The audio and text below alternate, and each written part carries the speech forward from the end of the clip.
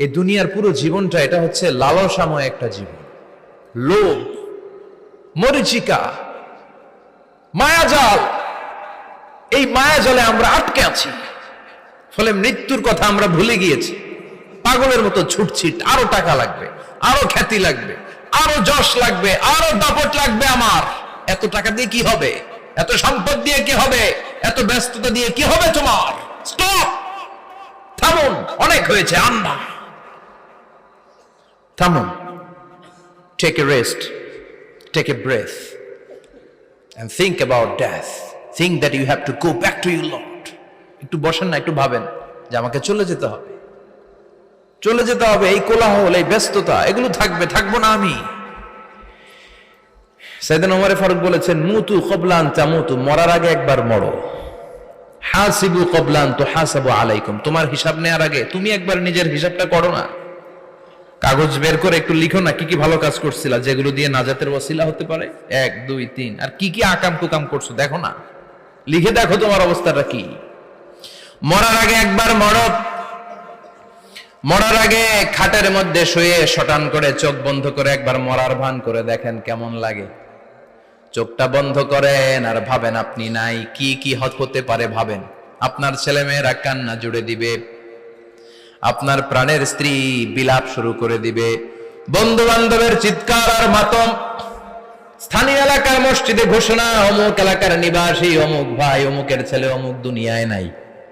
সব আত্মীয়রা চলে আসবে, ফেসবুকে স্ট্যাটাস দেয়া হবে, সবাই সবাইকে জানাবে বিকাল 4টায় অমুক হাই স্কুল ময়দানে আপনার জানাজা। ছুটে আসবে, সবাই ছুটে আসবে আপনাকে শেষ বিদায় দিতে, গুড বাই জানানোর জন্য, আল ওয়াদা, বিদায় জানাতে আসবে সবাই। 4 তাকবীর দিয়ে আপনার জানাজা হবে, অশ্রুসিক্ত জানাজায় আপনার বিদায় হবে। কাঠের খাটিয়ার মধ্যে করে কাঁধে তুলে আপনার কবরে নেওয়া হবে। আগে থেকে খুঁড়ে রাখা কবরটার মধ্যে আপনারে বিছিয়ে দেয়া হবে। বাঁশের কচি দিয়ে তার উপরে মাটির চাপা দিয়ে সব চলে যাবে। ভাবেন না একবার চোখ বন্ধ করে, this is the circle of life, this is the nature of life. এটা সবার হবে, আমার হবে, আপনার হবে। এত মায়া, এত ভালোবাসা কই যাবে? কেউ থাকবে না, সবাই আপনার অন্ধকার কবরে রেখে দিয়ে চলে আসবে। উপরে বাঁশের কঞ্চি, তার উপরে মাটির চাপা, অন্ধকার আর অন্ধকার। এই অন্ধকার যেন শেষ হতে চায় না, শুধুই অন্ধকার, ঠিক কিনা? এজন্য আমাদের চলে যেতে হবে। দাদা গেল, চাচা গেল, মামা গেল, আমাদেরকেও যেতে হবে। জোরে কোন ঠিক কিনা? একদিন মাটির ভেতরে হবে ঘরে মন আমার, কেন বন্ধ দালান ঘর? প্রাণ পাখি উড়ে যাবে পিঞ্জর ছেড়ে,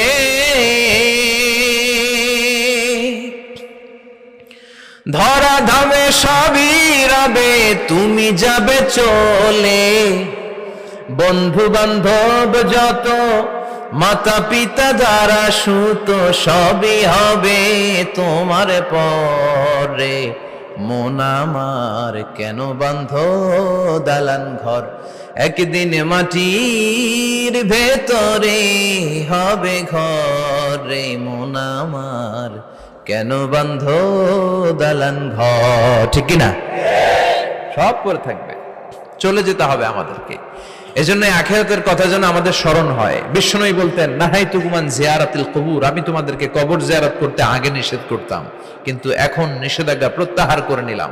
এখন সব সময় তোমরা কবরের সামনে যাবা আর জিয়ারত করবা। কবরস্থানে জানতো বড়ুয়া কৃষ্ণপুরের এই গ্রামের কবরস্থান আছে কোন দিকে? পূর্ব দিকে আছে, গোখরার জলের ওদিকে। যান আপনারা, একটু যাবেন, একটু গেলে আখিরাতের কথাটা স্মরণ হবে। ওখানে ছোট শিশুরা শুয়ে আছে, কিশোর যুবকরা আছে, আপনার মতো তাগড়া যুবক মুরব্বীরা আছে। এরা এই এলাকায় থাকতো, এরা আকাশ থেকে নেমে আসে না, এই এলাকার সন্তান আজ নাই। একটা সার্টেন পিরিয়ড শেষে আপনিও থাকবেন না। This is the nature of life, this is the circle of life. ছোট্ট শিশু হয়ে এসেছিলেন, শৈশব, কৈশোর, যৌবন, প্রৌঢ়ত্ব। আগে ছিলেন সিঙ্গেল, বিয়ে করে হয়ে গেলেন ডবল।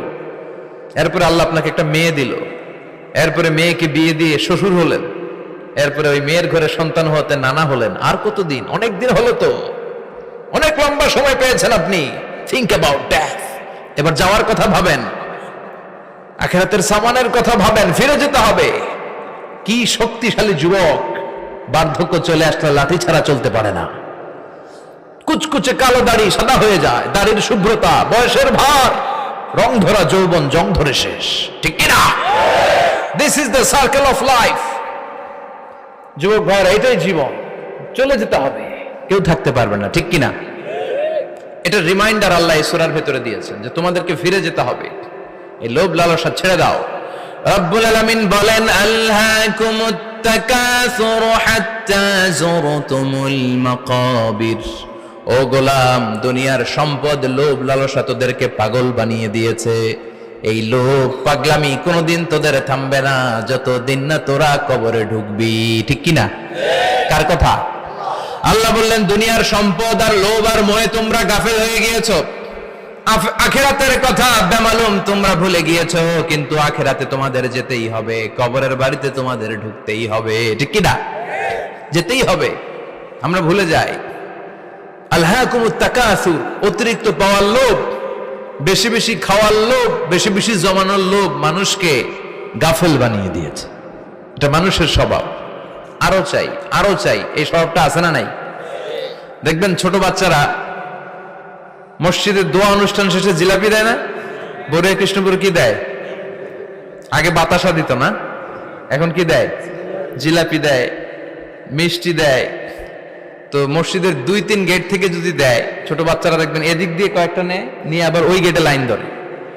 ওর হাত হলো ছোট হাত, ওর হাত ভর্তি জিলাপি, আর নেওয়ার জায়গা না, এরপর আরেক জায়গায় লাইন ধরছে, আরো লাগবে আরো লাগবে, এই আরো আরো আরো চাই, এই স্বভাবটাই মানুষকে কুড়ে কুড়ে শেষ করে দিয়েছে। এত লাগবে কেন তোমার? চাহিদার কোনো শেষ নাই, unlimited demand of human being.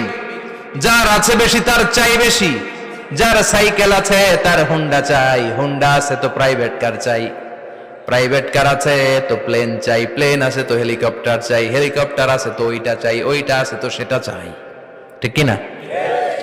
এলাকার মেম্বার যে হয়েছে চেয়ারম্যান হতে চায়, আছে না নাই?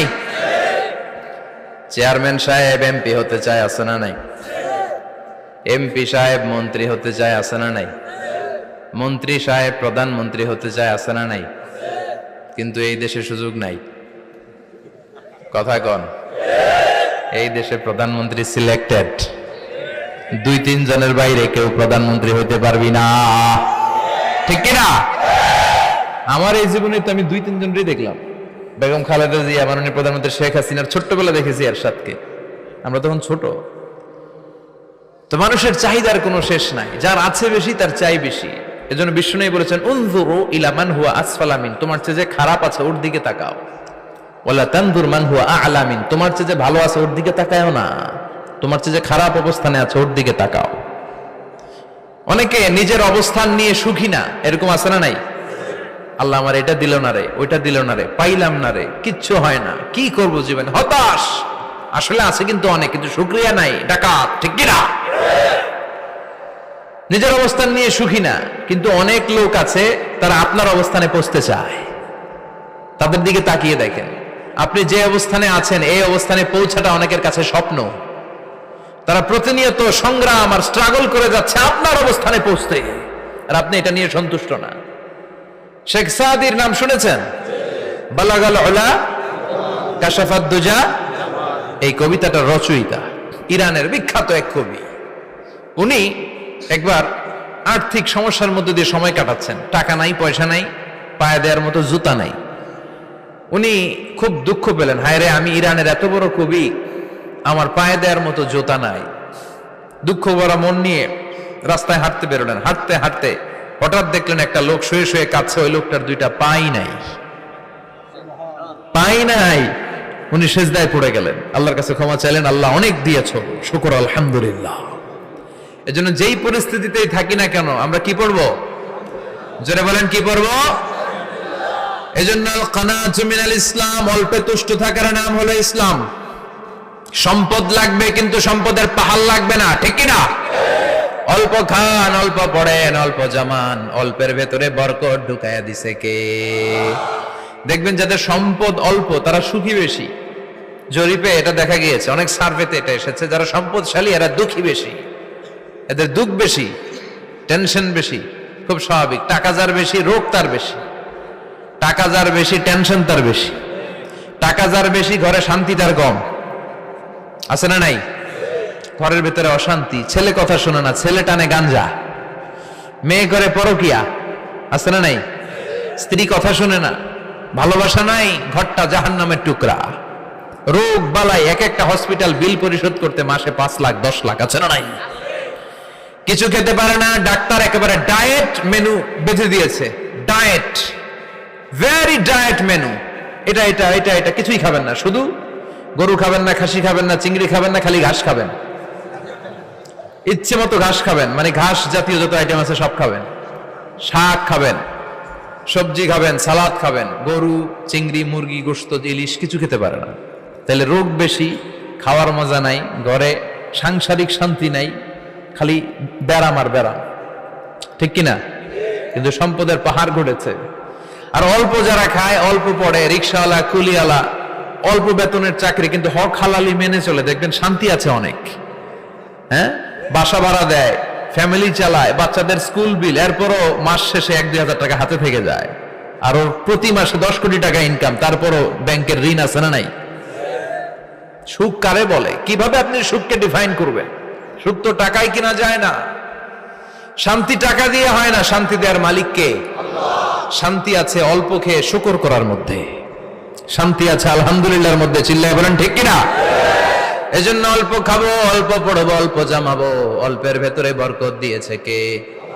দেখেন, ধনী ভাইরা খেতে পারে না, কিন্তু রিক্সাওয়ালার কি সমস্যা হয়? রিক্সাওয়ালারা সব খেতে পারে, কুলিওয়ালা, দিন মজুর, এরা একেবারে স্লিম সুঠাম দেহি, মেদহীন পেট, পেটে কোনো মেদ নাই, ভুড়ি নাই। আর কোটিপতিদের মেদ আছে না নাই? এত বড় বড় পেট। ঠিক কিনা? আমাদেরও পেট আছে, তবে হালাল পেট, এটা হারাম টাকা দিয়ে এই ভুড়ি বানাই নাই আমরা। ছেলে বলেন ঠিক কিনা? রিক্সাওয়ালা, কুলিওয়ালা নিজেও নামাজ পড়ে, বউ নামাজ পড়ে, বাচ্চাটাও নামাজ পড়ে, রিক্সা চালায় আর জিকির করে লা ইলাহা